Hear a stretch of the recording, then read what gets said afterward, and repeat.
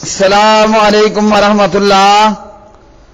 پیارے بھائیوں اور میری معززات ماں بہنوں اور بیٹیوں، بلوغ المرام کتاب الحج باب صفت الحج و دخول مکہ تھا۔ سبق نمبر ہے 161 161۔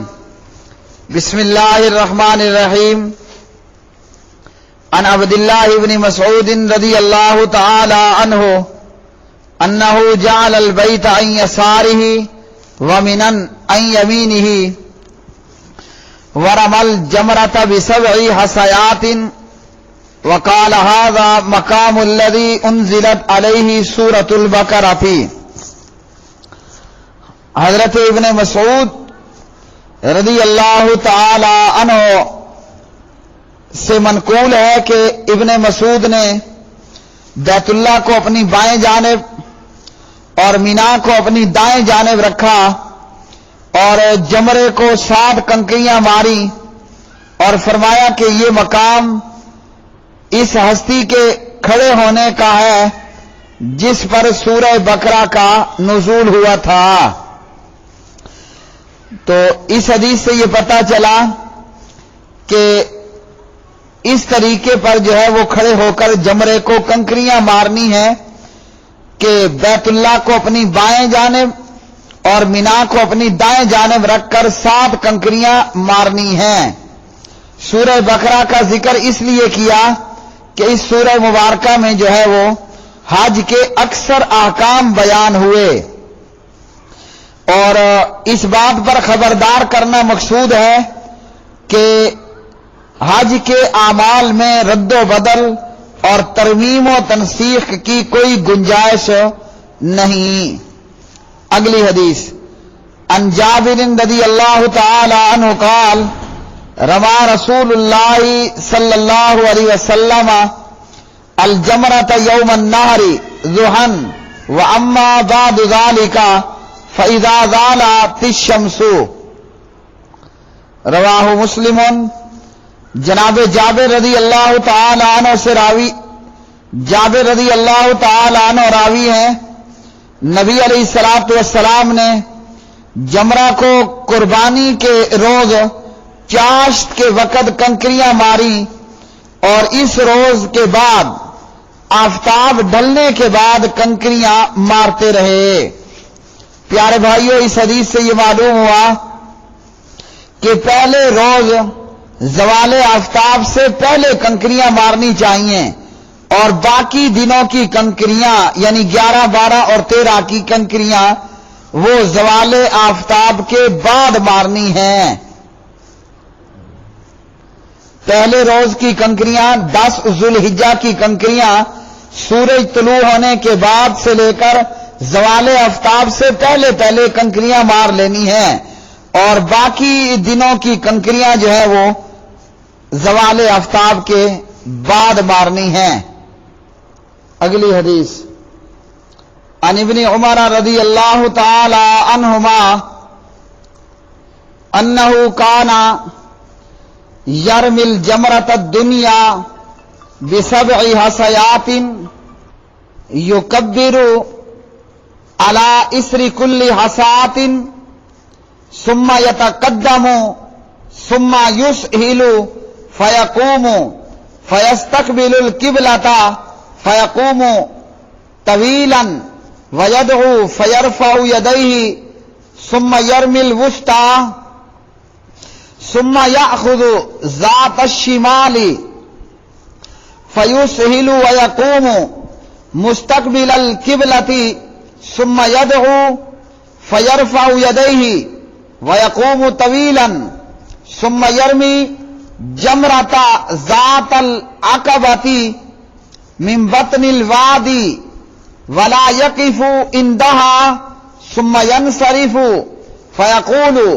ہکذا رأیت رسول اللہ صلی اللہ علیہ وسلم یفعلہ۔ رواہ البخاری۔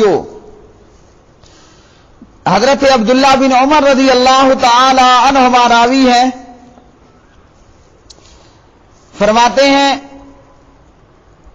جناب عبداللہ بن عمر رضی اللہ تعالی عنہما سب سے قریبی جمرے کو 7 کنکریاں مارتے اور ہر کنکری مارتے وقت اللہ اکبر کہتے، پھر آگے تشریف لے جاتے اور نرم جگہ میدان میں آ کر کھڑے ہو جاتے اور قبلہ رخ ہو کر طویل قیام فرماتے اور اپنے دونوں ہاتھ اٹھا کر دعا کرتے، پھر جمرہ وسطی درمیانی جمرے کو کنکریاں مارتے، پھر دائیں جانب ہو جاتے اور نرم جگہ میدان میں آ کر قبلہ رخ کھڑے ہو جاتے، پھر اپنے دونوں ہاتھ اٹھاتے اور دعا کرتے، طویل قیام کرتے۔ اس کے بعد جمرہ عقبہ کو کنکریاں وادی کی نچلی جگہ سے مارتے مگر وہاں قیام نہ فرماتے، پھر واپس تشریف لے آتے۔ ابن عمر رضی اللہ تعالی عنہما کا بیان ہے کہ میں نے پیارے نبی علیہ الصلوۃ والسلام کو اسی طرح کرتے دیکھا ہے۔ تو پیارے بھائیوں، اس حدیث سے یہ معلوم ہوا کہ نبی علیہ الصلوۃ والسلام جمروں کو کنکریاں مار کر وہیں کھڑے نہ رہتے بلکہ وہاں سے آگے چل کر میدان میں آ کھڑے ہوتے اور پورے اطمینان کے ساتھ قبلہ رخ ہو کر طویل دعا کرتے۔ لہذا کنکریوں کے مارے جانے کے بعد وہاں کھڑا نہیں رہنا چاہیے بلکہ میدان میں کھلی جگہ آ کر ہاتھ اٹھا کر طویل دعا کرنی چاہیے۔ اسی طرح حاجی ہجوم کی زد سے بھی محفوظ رہے گا۔ اگلی حدیث، عن ابن عمر رضی اللہ تعالی عنہما ان رسول اللہ صلی اللہ علیہ وسلم قال اللهم ارحم المحلقین قالوا والمقصرین یا رسول اللہ قال فی الثالثۃ والمقصرین متفق علیہ۔ عبداللہ بن عمر رضی اللہ عنہما راوی نبی علیہ الصلوۃ والسلام نے فرمایا، یا اللہ سر منڈوانے والوں پر رحم فرما، یعنی سر منڈوانے والے حاجیوں پر رحم فرما۔ صحابہ نے عرض کیا، یا رسول اللہ صلی اللہ علیہ وسلم بال کٹوانے والوں پر بھی؟ تو آپ صلی اللہ علیہ وسلم نے تیسری مرتبہ فرمایا کہ اے اللہ بال کٹانے والوں پر بھی رحم فرما۔ اگلی حدیث، عن عبداللہ ابن عمرو بن العاص رضی اللہ تعالی عنہما ان رسول اللہ صلی اللہ علیہ وسلم وقف فی حجۃ الوداع فجعلوا يسألونه فقال رجل لم اشعر فحلقت قبل ان اذبح قال اذبح ولا حرج وجاء آخر فقال لم اشعر فنهرت قبل ان ارمی فقال ارمی ولا حرج فما سئل يومئذ عن شيء قدم ولا اخر الا قال افعل ولا حرج متفق علیہ۔ جناب عبداللہ بن عمر بن عاص رضی اللہ تعالی عنہما راوی ہیں، فرماتے ہیں کہ نبی علیہ الصلوۃ والسلام حجۃ الوداع میں ایک جگہ پر کھڑے ہو گئے۔ صحابہ کرام رضوان اللہ علیہ مجمعین نے آپ سے سوالات کرنے شروع کر دیے۔ ایک شخص کہنے لگا کہ مجھے علم نہیں تھا، میں نے قربانی سے پہلے حجامت بنوا لی، یعنی 10 ذی الحجہ میں قربانی سے پہلے میں نے بال کٹوا لیے۔ آپ نے فرمایا اب قربانی کر لو، کوئی حرج نہیں۔ ایک اور آدمی نے پوچھا، مجھے بھی معلوم نہیں تھا، میں نے کنکریاں مارنے سے پہلے قربانی کر لی۔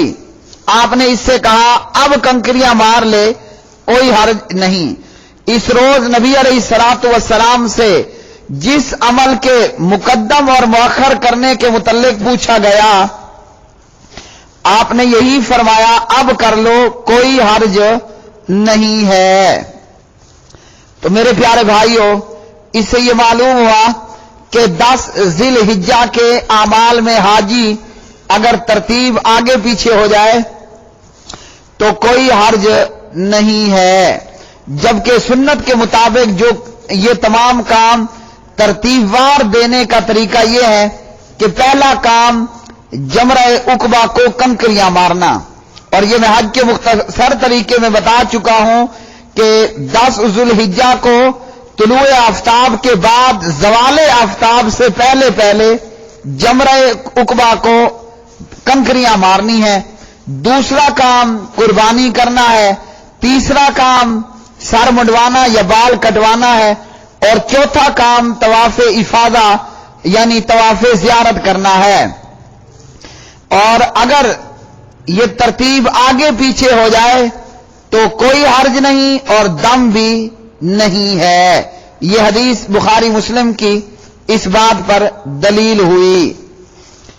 اگلی حدیث، عن المسور بن مخرمۃ رضی اللہ تعالی عنہما ان رسول اللہ صلی اللہ علیہ وسلم نہر قبل ان یہلک وامر اصحابہ بذلک، رواہ البخاری۔ مسور بن مخرمہ رضی اللہ تعالی عنہما راوی ہیں، فرماتے ہیں مسور بن مخرمہ کہ نبی علیہ الصلوۃ والسلام نے خود حجامت کرانے سے پہلے قربانی کی اور اپنے صحابہ کو بھی اس کا حکم دیا، یعنی نبی علیہ الصلوۃ والسلام نے حجامت کرانے سے پہلے آپ نے قربانی کی، اونٹوں کو نار کیا حلق کروانے سے، حجامت بنوانے سے پہلے۔ تو میرے پیارے بھائیو، یہ سبق نمبر 161 تھا۔ آج کے سبق سے یہ معلوم ہوا کہ 10 ذی الحجہ کے اعمال میں اگر ترتیب آگے پیچھے ہو جائے تو کوئی حرج نہیں ہے۔ وآخر دعوانا ان الحمد للہ رب العالمین۔